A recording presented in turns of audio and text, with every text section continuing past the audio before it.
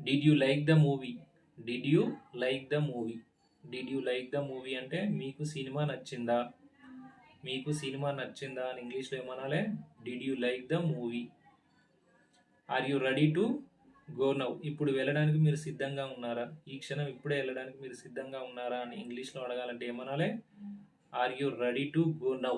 Are you ready to go now? This bird cannot fly.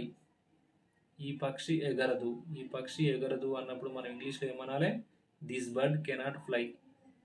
This bird cannot fly. ఈ పక్షి ఎగరదు. This decision is final.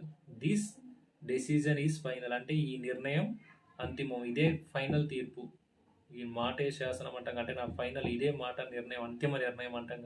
దాన్ని ఇంగ్లీష్లో ఏమనాలి? This is my final decision. This is decision is final.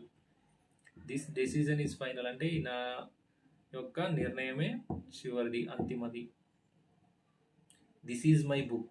This is my book అంటే ఆ పుస్తకం నాది, ఇది నా పుస్తకం. దిస్ ఈజ్ మై బుక్ అంటే ఇది నా పుస్తకం.